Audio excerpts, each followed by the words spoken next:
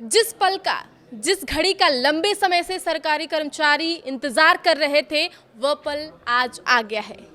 केंद्र सरकार के कर्मचारियों के लिए महंगाई भत्ते डीए में 2% की बढ़ोतरी को कैबिनेट ने मंजूरी दे दी है।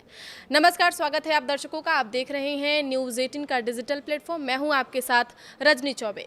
इससे पहले अक्टूबर में डीए को 55% से बढ़ाकर 58% किया गया था, जो 1 जुलाई 2025 से लागू हुआ था। बाद में इसका एरियर भी दिया गया था, जिससे कर्मचारियों और पेंशनर्स दोनों को फायदा मिला था।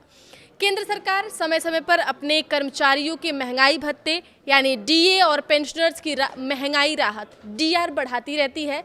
आपको बता दें कि सरकारी कर्मचारी और पेंशनर्स के लिए महंगाई भत्ता डीए और महंगाई राहत डीआर साल में 2 बार बढ़ाती है।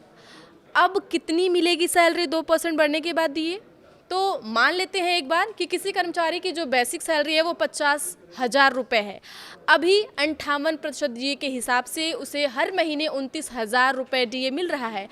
अगर इसमें 2% की बढ़ोतरी होती है तो डीए 60% हो जाएगा और उससे 30,000 रुपये मिलने लगेंगे, यानी हर महीने 1,000 रुपये की बढ़ोतरी होगी। साथ ही जनवरी से एरियर का भी फायदा मिलेगा। ये फैसला ऐसे समय में आया है जब कर्मचारी संगठनों की ओर से प्रस्तावित 8वें वेतन आयोग में वेतन स्ट्रक्चर में बड़े बदलाव की मांग की गई। National council joint consultative mechanism NCGJCM ने अपने प्रस्ताव में 3.83 का फिटमेंट फैक्टर मांगा है, जिसमें न्यूनतम जो बेसिक सैलरी है वो 18,000 रुपये से बढ़कर करीब 70,000 रुपये तक हो सकती है। सरकार के इस फैसले से करीब 1.5 करोड़ कर्मचारियों और पेंशनर्स को फायदा मिलेगा। साल में 2 बार बढ़ता है डीए। जी हाँ, सरकार आमतौर पर साल में 2 बार जनवरी और जुलाई के लिए डीए महंगाई भत्ता बढ़ाती है और इसकी घोषणा अक्सर त्योहारों के समय जैसे होली या दिवाली के आसपास की जाती है। पिछले साल मार्च के अंत में डीए बढ़ोतरी की घोषणा हुई थी, जबकि जुलाई की बढ़ोतरी का ऐलान अक्टूबर में किया गया था।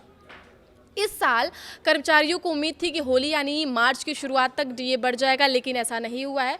इसी वजह से ये मामला पिछले 10 सालों में सबसे ज़्यादा देरी वाला भी माना जा रहा था, क्योंकि आमतौर पर सरकार मार्च के अंत तक डीए बढ़ोतरी की घोषणा कर देती है। हालांकि एक्सपर्ट्स के मुताबिक यह देरी मुख्य रूप से प्रशासनिक प्रक्रियाओं और मंजूरी के अलग अलग चरणों की वजह से हो रही थी।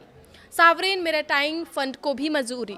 जी हाँ, कैबिनेट ने प्रस्ताव में परिवार की परिभाषा को बढ़ाकर आश्रित माता पिता को भी शामिल करने की बात कही गई है। साथ ही वेतन में ज़्यादा अंतर पर लिमिट तय करने, ज़्यादा इंक्रीमेंट देने और महंगाई से जुड़े भत्तों को बढ़ाने का सुझाव भी दिया गया है।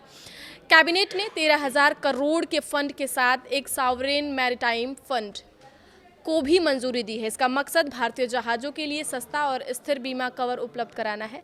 इसके अलावा प्रधानमंत्री ग्राम सड़क योजना को 2028 तक बढ़ा दिया गया है और इसके लिए 3,000 करोड़ रुपए का अतिरिक्त बजट भी मंजूर किया गया है। तो भाई, इंतज़ार लंबे समय से कर रहे थे कर्मचारी और पेंशनर से, उनका इंतज़ार खत्म हो गया है। 2% का डीए हाई केंद्रीय कर्मचारियों को बढ़ा दिए गए हैं, तो ये बहुत बड़ी खुशखबरी है उनके लिए। बहुत ढेर सारी शुभकामनाएं। आगे की खबरों के लिए आप बने रहिए न्यूज़ 18 के साथ। धन्यवाद।